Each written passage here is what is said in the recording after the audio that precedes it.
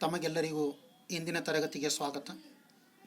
ಇಂದು ನಾವು ಪರೀಕ್ಷಾ ದೃಷ್ಟಿಯಿಂದ ಅತಿ ಮುಖ್ಯವಾಗಿರುವ ಗಾದೆ ಮಾತು ವಿಸ್ತರಣೆ ಕುರಿತು ತಿಳಿದುಕೊಳ್ಳೋಣ. ಈ ಗಾದೆ ಮಾತು ವಿಸ್ತರಣೆ ಕುರಿತ ಪ್ರಶ್ನೆ 3 ಅಂಕಗಳಿಗೆ ವಾರ್ಷಿಕ ಪರೀಕ್ಷೆಯಲ್ಲಿ ಬರುತ್ತದೆ. ಅಷ್ಟೇ ಅಲ್ಲದೆ ದಿನನಿತ್ಯದ ಜೀವನಕ್ಕಾಗಿಯೂ ಗಾದೆ ಮಾತುಗಳ ವಿಸ್ತರಣೆ ಅಥವಾ ಅರ್ಥ ತಿಳಿದುಕೊಳ್ಳುವುದು ಅವಶ್ಯಕವಾಗಿದೆ. ಆದ್ದರಿಂದ ನಾವು ಇಂದು ಗಾದೆ ಮಾತುಗಳ ವಿಸ್ತರಣೆ ಮಾಡುವ ಪರಿಯನ್ನು ಅರಿತುಕೊಳ್ಳೋಣ.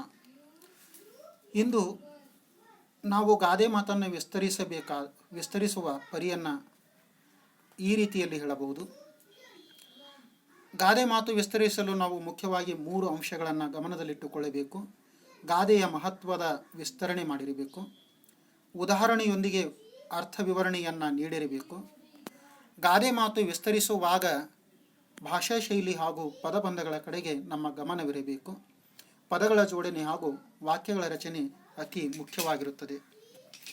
ಜಗತ್ತಿನಲ್ಲಿ ಅನೇಕ ಗಾದೆ ಮಾತುಗಳು ದಿನನಿತ್ಯದ ಜೀವನದಲ್ಲಿ ಬಳಸುವ ಜನರನ್ನು ನಾವು ಕಾಣುತ್ತೇವೆ. ಅಂತಹ ಗಾದೆ ಮಾತುಗಳಲ್ಲಿ ಅತಿ ಮುಖ್ಯವಾದವುಗಳು ಅಥವಾ ದಿನನಿತ್ಯ ಜೀವನದಲ್ಲಿ ಉಪಯೋಗಕ್ಕೆ ಬರ್ತಕ್ಕಂಥವುಗಳಲ್ಲಿ ಕೆಲವನ್ನು ನಾನು ಇಲ್ಲಿ ಪಟ್ಟಿ ಮಾಡಿದ್ದೇನೆ. ಊಟ ಬಲ್ಲವನಿಗೆ ರೋಗವಿಲ್ಲ, ಮಾತು ಬಲ್ಲವನಿಗೆ ಜಗಳವಿಲ್ಲ, ಅದೇ ರೀತಿಯಲ್ಲಿ ಅತಿ ಆಶೆ ಗತಿಗೇಡು, ಮಾತು ಬೇಡಿ ಮೌನ ಬಂಗಾರ, ಕೈ ಕೆಸರಾದರೆ ಬಾಯಿ ಮೊಸರು, ಬೆಳ್ಳಗಿರುವುದೆಲ್ಲ ಹಾಲಲ್ಲ, ಹೊಳೆಯುವುದೆಲ್ಲ ಚಿನ್ನವಲ್ಲ, ಬೆಳೆಯುವ ಸಿರಿ ಮೊಳಕೆಯಲ್ಲಿ ನೋಡು, ಅಡಿಕೆಗೆ ಹೋದ ಮಾನ ಆನೆ ಕೊಟ್ಟರೂ ಬಾರದು, ಸತ್ಯಕ್ಕೆ ಸಾವಿಲ್ಲ ಸುಳ್ಳಿಗೆ ಸುಖವಿಲ್ಲ, ಹಾಸಿಗೆ ಇದ್ದಷ್ಟು ಕಾಲು ಚಾಚು ಎಂಬ ಗಾದೆ ಮಾತುಗಳನ್ನು ನಾವು ದಿನನಿತ್ಯದ ಜೀವನದಲ್ಲಿ ಕೇಳಿದ್ದೇವೆ. ಈ ಎಲ್ಲ ಗಾದೆ ಮಾತುಗಳಲ್ಲಿ ನಾನು ಇಂದು ಮಾದರಿಯಾಗಿ ಒಂದು ಗಾದೆ ಮಾತನ್ನು ವಿಸ್ತರಿಸಲು ಬಯಸುತ್ತೇನೆ.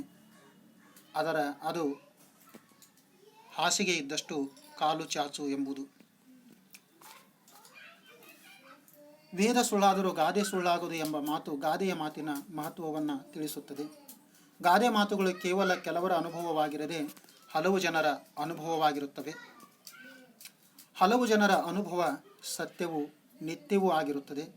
ಹೀಗೆ ಗಾದೆ ಮಾತಿನ ಮಹತ್ವವನ್ನು ನಾವು ಅರಿಯಬಹುದು. ಇದರಲ್ಲಿ ಗಾದೆ ಮಾತು ಯಾವುದಂದರೆ ಹಾಸಿಗೆ ಇದ್ದಷ್ಟು ಕಾಲು ಚಾಚು ಎಂಬ ಗಾದೆ ಮಾತನ್ನು ಇಂದು ವಿಸ್ತರಿಸೋಣ.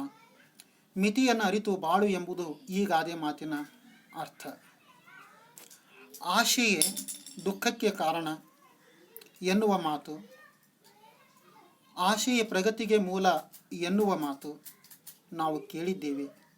ಈ ಎರಡೂ ಮಾತುಗಳು ಪರಸ್ಪರವಾಗಿ ವಿರುದ್ಧವಾಗಿ ಕಂಡರೂ ಸಹ ಈ ಎರಡನ್ನು ಹೊಂದಿಸಿ ಬದುಕಬೇಕಾದ ಅನಿವಾರ್ಯತೆ ಇದೆ. ಆಶೆ ಇರಬೇಕು, ಅತಿಯಾದ ಆಶೆ ಇರಬಾರದು ಎಂದು ಹೇಳಬಹುದು. ಯಾವುದೇ ಕೆಲಸಕ್ಕೆ ಕೈ ಹಾಕಬೇಕಾದರೂ ನಮ್ಮ ಶಕ್ತಿ, ಸಾಮರ್ಥ್ಯ, ಸೌಕರ್ಯಗಳನ್ನು ಗಮನಿಸಿಕೊಳ್ಳಬೇಕು.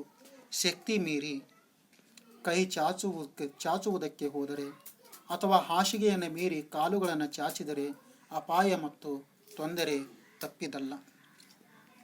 ಇದಕ್ಕೆ ಒಂದು ಉದಾಹರಣೆಯನ್ನು ನೋಡೋಣ. ಒಂದು ಊರಿನಲ್ಲಿ ಒಬ್ಬ ಬಡವ ಇದ್ದ. ಹೊಲ, ಗದ್ದೆ, ಮನೆ ಎಲ್ಲವೂ ಇತ್ತು. ಮಗಳ ಮದುವೆ ಮಾಡಬೇಕಾದರೆ ಹೊಲ, ಗದ್ದೆ, ಮನೆ ಎಲ್ಲವನ್ನ ಮಾರಿ ತನ್ನ ಮಗಳ ಮದುವೆಯನ್ನು ಸಂಭ್ರಮದಿಂದ ವಿಜೃಂಭಣೆಯಿಂದ ಮಾಡಲು ತಯಾರಾಗಿದ್ದ. ಅವನ ಹಿತೈಷಿ ಮಿತ್ರನೊಬ್ಬ ಹೀಗೆ ಹೇಳಿದ, ನೋಡು ಮಿತ್ರ, ಹೀಗೆಲ್ಲ ಮಾಡಬೇಡ. ಇದ್ದುದನ್ನೆಲ್ಲ ಮಾರಿ ಮದುವೆ ಮಾಡಬೇಡ. ನಿನ್ನ ಕೈಯಲ್ಲಿ ಎಷ್ಟು ಸಾಧ್ಯವೋ ಅಷ್ಟನ್ನೇ ಖರ್ಚು ಮಾಡು. ಶಕ್ತಿ ಮೀರಿ ಖರ್ಚು ಮಾಡಿದರೆ ಜೀವನ ಹಾಳಾಗುತ್ತದೆ. ಅದಕ್ಕೆ ಹಿಂದಿನ ಹಿರಿಯರು ಹೇಳಿದ್ದಾರಲ್ಲವೇ, ಹಾಸಿಗೆ ಇದ್ದಷ್ಟು ಕಾಲು ಚಾಚು ಎಂದು. ಹೀಗೆ ಪರಿಪರಿಯಾಗಿ ಹೇಳಿದ. ಮಿತ್ರನ ಮಾತು ಈ ಬಡವನಿಗೆ ಸರಿ ಎನಿಸಿತ್ತು. ಆತ ಹೆಚ್ಚು ಖರ್ಚು ಮಾಡಲಿಲ್ಲ. ಇದರಿಂದ ಅವನಿಗೆ ಆದ ಲಾಭ, ಮುಂದೆ ಜೀವನದಲ್ಲಿ ಕಷ್ಟ ಬರಲಿಲ್ಲ, ಸುಖವಾಗಿ ಬಾಳಿ ಬದುಕಿದ.